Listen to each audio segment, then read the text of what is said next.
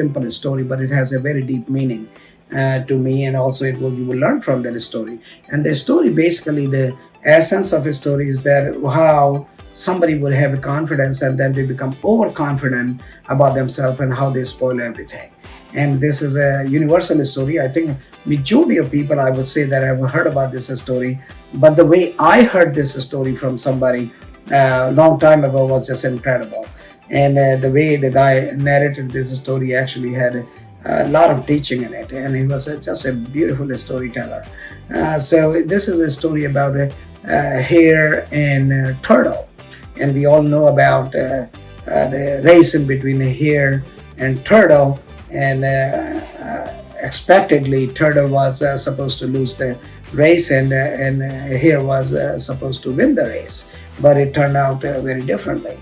And hare lost the race, and turtle won the race.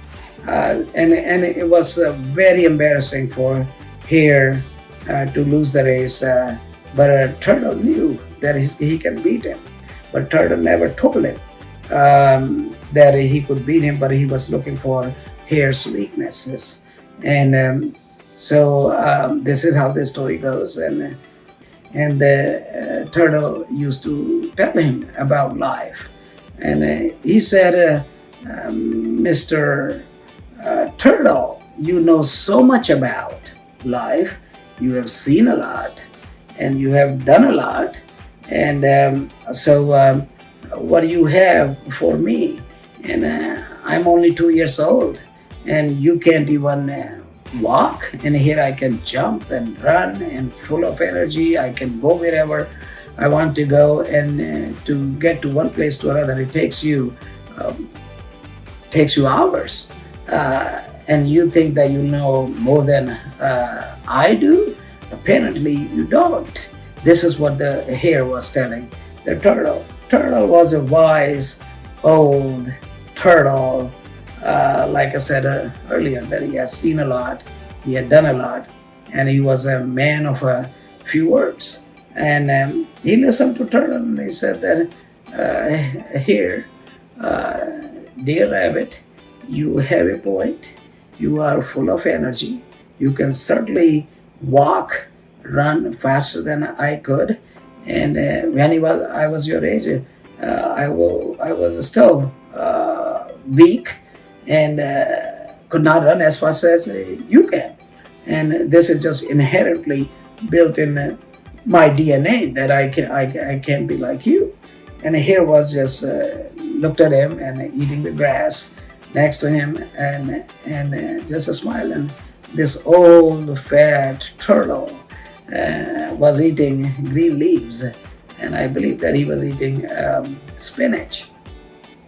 He sort of glanced at the turtle a couple of times from the corner of his eyes, and he knew that turtle knew that hare does not really know life.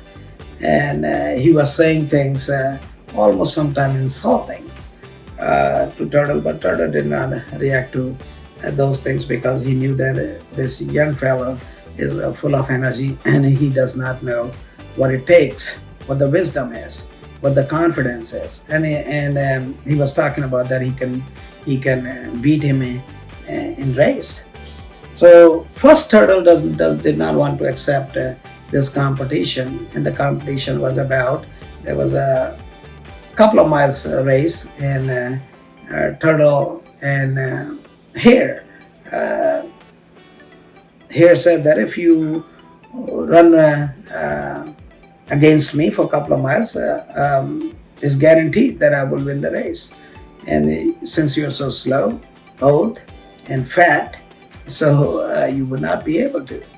And other animals in the jungles, they heard about it, and they said, well, obviously turtle is not going to win the race. There is no way turtle can win the race, but he's an old wise man. And animals start talking to each other, and they said, well, it's kind of insulting on hare's part to challenge an old man who's been around generations after generation. Probably he's 300 or 400 years old. He has seen our great uncles and aunts and grandfathers and parents. He's still around and they're gone. And Hare does not know that how wise a turtle is. It is insulting to challenge an old man, and certainly an old man who's been around for centuries. And I don't know whether you guys know that turtles live for very long life. Some of the turtles, they live like 1,000 years. So the turtle sitting there and eating his spinach leaves and looking at from the corner of his eyes, and a hare, the rabbit, is jumping all around turtle, and said that the old man, you want to compete? I can beat you in race. And then turtle looked at him and said that, son, you would beat me in race. We all know that. And other animals heard about this, and they were not happy about it. They thought that the hare and the rabbit was a little too cocky, and we all knew that. They all knew that he cannot lose the race against turtle. But finally, after thinking through, turtle knew that he's gonna lose, but he accepted the challenge from the rabbit. And other animals in the jungle, cows, deer, lion, elephant, everybody just thought that why this old man, a turtle, let's call him Bob, so it will make this story more interesting. Why Bob is putting himself in such an awkward situation? He should know that he's gonna lose the race. He barely can walk, barely can move 2 feet or 3 feet in 5 minutes, let alone running a 2 miles race and against the rabbit. So the Bob, the turtle, and let's call Larry, the rabbit here. So Larry and Bob decided, okay, we're gonna meet on Sunday morning around 10 o'clock, and we will check out the route, racetrack for 2 miles, and then we will decide which racetrack would suit both of us, and then we will run the race. And it was 2 miles. So they came out on Saturday and they checked out the area, and then they said that okay, we will pick one out of these 4 or 5 tracks they picked. And turtle Bob was very smart. Larry did not know what Bob was thinking. Bob is an old man. Bob is wise. Bob has seen the world many more times than Larry had. So Bob said, well, listen, we're not going to take this straight shot of 2 miles. We're going to take this route which has little curves, little bit of hills, and little grass, and little trees around. And so we would not be able to see each other when we are running. And so for Larry, it's not a big deal, was not a big deal. Larry said that is fine, because whether he runs straight or whether he runs a little on the curves, it's not going to make a whole lot of difference, because he knew his speed, and Larry knew that he can actually beat Bob hands down. So Sunday morning around 10:30, it's a beautiful morning. I mean, the beautiful morning, the best morning you can ever imagine. That morning actually was there. 10 o'clock, the birds were out, the trees were green, the little fine breeze was flowing through the trees. Everything looked up. Butterflies were flying, and small flowers here and there, and then the big flowers. It was almost the end of the summer, close to the end of the summer. So there was a cool breeze in the jungle. Everybody knew in the jungle that today's the race, but nobody wanted to show up. And Bob said that, well, that's very good. Actually, nobody is showing up, so the Bob will do what Bob had to do. And so Larry and Bob, they meet around 10 o'clock. They start the race. And then, sure enough, Larry took off. Larry took off and just went around the hill, and but he disappeared. And Bob started moving slow, and Bob was thinking that, well, we don't know what's going to happen but let's see whether it will work out. And then Bob continued to move.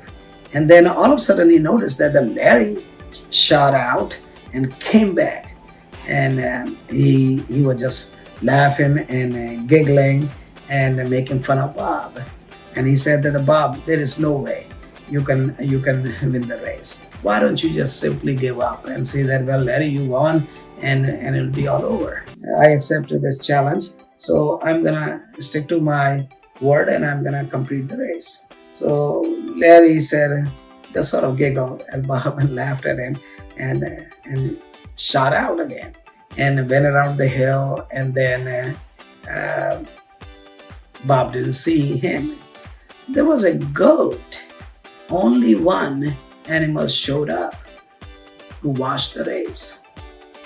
And then Bob looked at the goat, and Bob said, look, Gary, the goat, how come you are here and watching the race? You know what the outcome is going to be. And Gary said, Bob, I have known you for some time. My parents have known you, now my parents are gone. My grandparents are gone. And I'm missing a leg. I have nothing else to do. So I decided to come in, see the race. I feel for you. I know how it feels to be slow.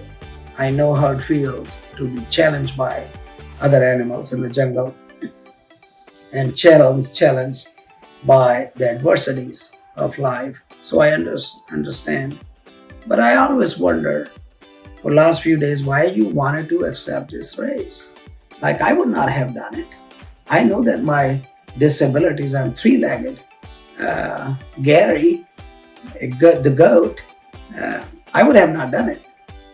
Why did you accept this challenge from Larry, the rabbit?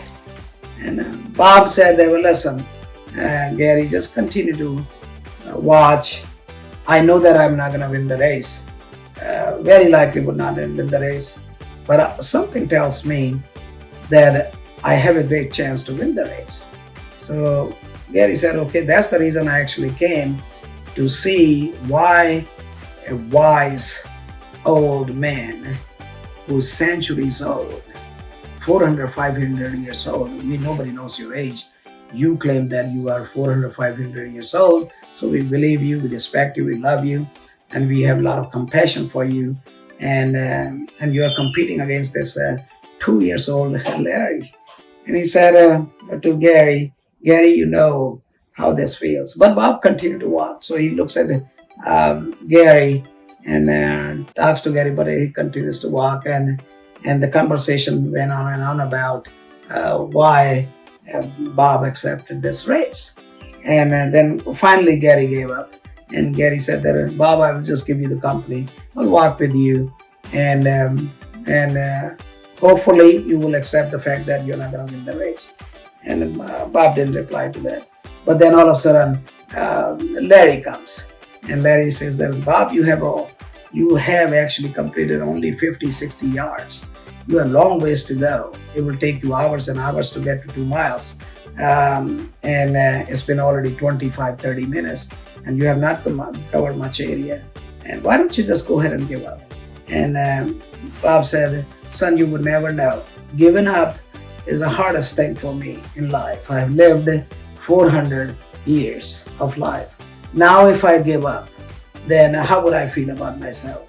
I would accept losing this race, but I want to complete this race because it's just not in my DNA to accept the defeat. I've been beaten down. I've seen a lot. Not only nature has beaten me up, but also challenges over the years, over the centuries I have faced, but I have never given up. So this is nothing. 2 miles race is nothing. I would never give up on this race. And Larry looks at Gary, the goat, and both of them sort of were lost. But they said that, well, if Bob wants to run, we will let Bob run. And so Bob continued to move. He did not slow down. he continued just basically one step at a time, one step at a time, one step at a time, and slowly he started moving up. Then Gary thought that I can help Bob to win the race, but he said that that would be cheating. But Bob would not accept that because it's very unethical to cheat in the race and claim that you won the race. So he did not even bring it up how Bob could win the race, but that's a different story. And we will probably, I will talk about that, how why Gary was thinking about helping Bob to cheat the race and win the race. But anyhow, Larry shot out and ran and then disappeared again. But he was on the same track where the race was going through. It has a curvy path. So when you walk 10, 20, 30 feet, you don't see where the your person or the where the Larry was. So anyhow, Bob continued to walk. Larry disappeared, and Gary continued to follow with Bob just to give him company. Then after an hour or so, Bob, started getting huffing and puffing, and Gary started getting a little bit tired because he was walking on three legs. And Bob told Gary many times that he should not be following him because he's not as fit as any four-legged goat, and he has given him enough company, so that's good enough. So he asked Gary to rest, and then finally Gary decided, okay, he's gonna sit down. But he told Bob, I'm gonna catch up with you, but here I'm gonna sit down and just take a little breather. And then Larry, the rabbit, was nowhere to found, and Bob continued to walk. What happened is that we all know what happened to Larry, the rabbit, since he was coming back and forth to see where Bob was. And Larry got tired and he was overconfident that he's going to win the race. So he said that, well, I'm going to take a little nap and see, catch up with my energy and all that. And I can basically, in 2 minutes, I can cross the entire racetrack and I will win. And since he was getting a little tired, so he just lay down in the grass and thought that, well, okay, he'll wake up in 5-10 minutes and he will be fine, and then he will catch up with Bob and win the race. Well, what happened? We all know what happened then. Larry fell asleep. Larry got exhausted, and Larry just totally fell asleep, and he just overslept. And then finally, when he woke up, he realized that it was over 3, 4, 5 hours, and he got very nervous. And he went on the racetrack and then ran. And then when he reached to the finish line, he found Bob sitting there at the finish line, waiting for Larry to show up.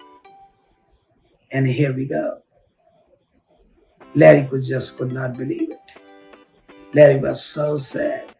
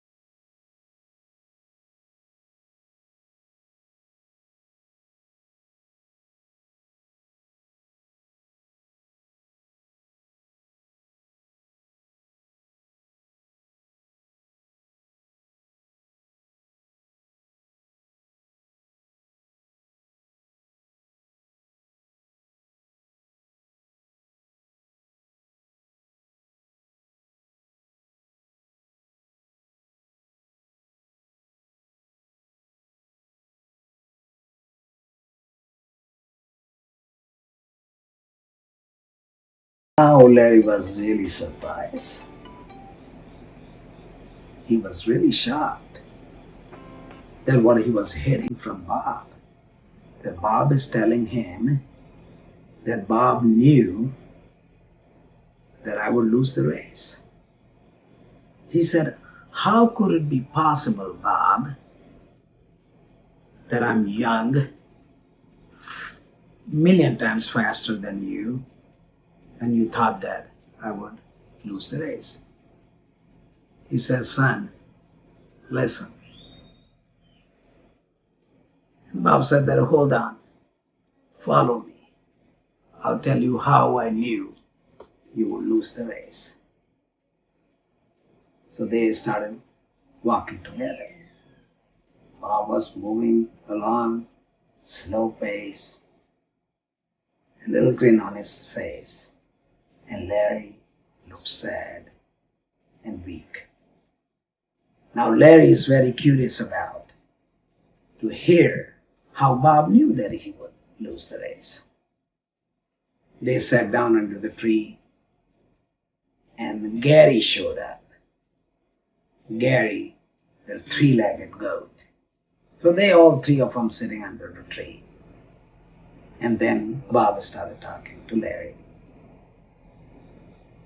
He says, "Son, when you were challenging me about the race, there was some attitude in your behavior. The attitude was that you were so overconfident about your speed. Knowingly, you were challenging me, and knowingly, you were sort of making fun of me that I would lose the race. But you did not know the experience and the wisdom and what I have seen in life. You did not know what I was thinking. I knew right then you were full of energy. You were jumping around. You were circling around me. I knew that sooner or later you're going to get tired. And that's the weakness I noticed in you. And I kept on watching you for days. And you had this habit to show off, but you did not realize that somebody else is also watching you. And that was me. And I knew right then that you have this weakness to run over and over and dance around and waste your energy. And I took a chance. And I accepted it. And I knew that you're going to get tired and you're going to stumble. And I also knew myself, my weakness. And my weakness, I knew it, that I can move fast. I'm 400 years old, probably plus. And everybody would have accepted had I lost the race because it was so clear that I would never win the race. But nobody knew that I had a chance to win the race. Gary somehow knew, since Gary is handicapped, he's missing a leg, that you don't want to give up. You do not want to surrender to the competition. And you do not want to surrender to your challenges. And you do not want to surrender to the enemy without a fight. Gary understood. I definitely understood that. Gary sympathized with me. But again, Gary is also a young boy. But he knew that I had a chance. And I definitely knew that I could beat you. Larry's head was down, and he listened to everything. And he had tears in his eyes. Bob looked at him, and Bob said, "Listen, Larry, we all go through disappointments and defeats in life. Don't be disheartened by this simple race, or learn something. Everybody falls. There is no individual out there, either in the jungle or outside of the jungle, who has not seen hardship in life or faced the defeats in the life. So this should not be anything to you. Learn the lesson from this defeat and never get defeated again." Larry's head was down. Larry had tears in his eyes. Larry hugged Bob. Larry looked at Bob and he said, "Bob, you're a father figure to me. What I learned today, I will never forget the rest of my life. I will never try to insult somebody who is not strong, who is not capable to run. And I will never underestimate anybody, no matter how slow or fast they are." Bob said, "Listen, save this energy.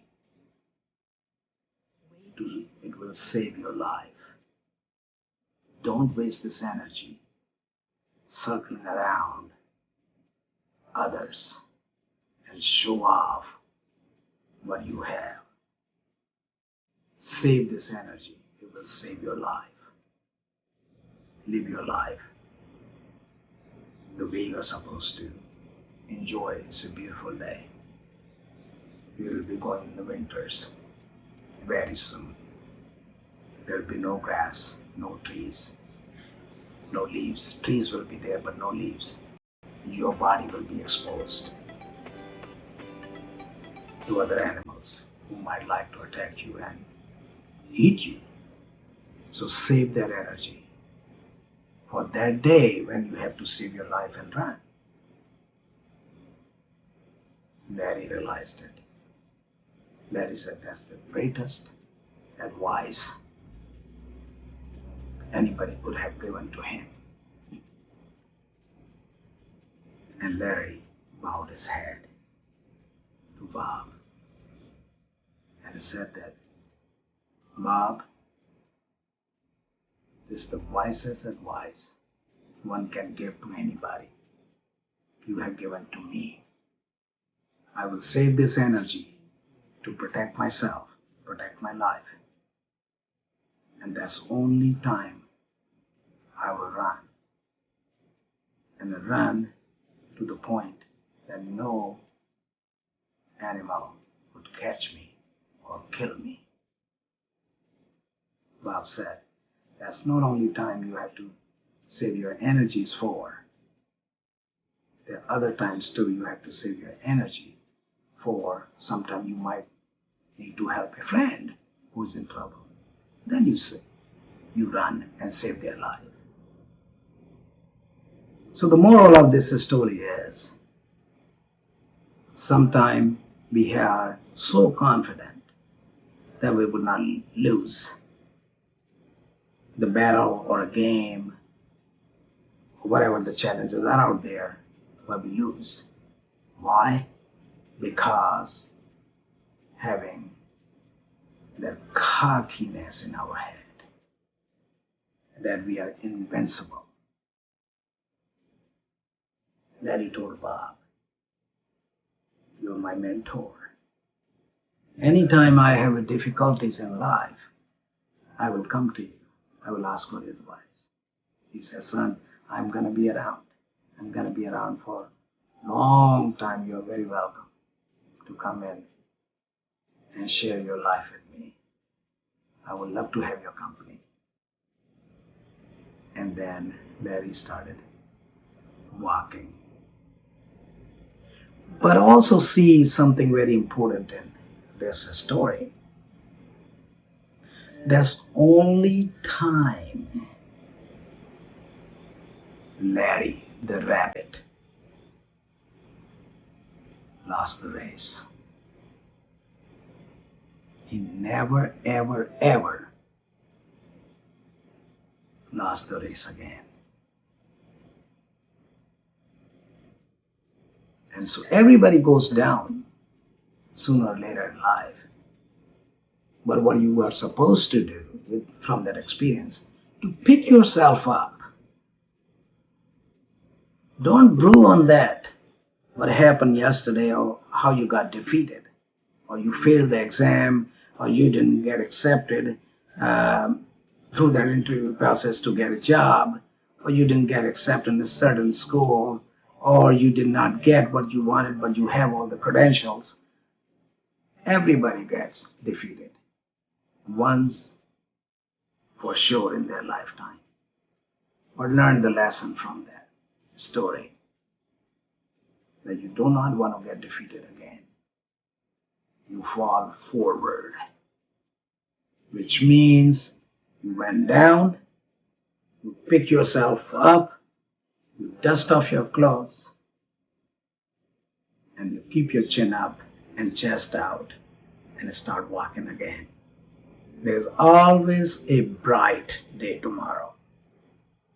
There's always a hope next day. There is always somebody out there who can guide you and who can give you the direction in life. Do not ignore, ever, the people who are older than you, the people who are wiser than you. Don't think that you're invincible. Don't think that nobody can replace you. Everybody's dispensable. Everybody's replaceable. And that's the lesson of this story. And poor Gary, since he was handicapped, the goat, he always stuck around Bob, the wise turtle, and he always guided Gary how to protect himself and how to live his life. So that Gary, Larry, and Bob, they became the best friend in the jungle. And everybody, including the lion of the jungle, applauded for Bob. And everybody said Bob is the great.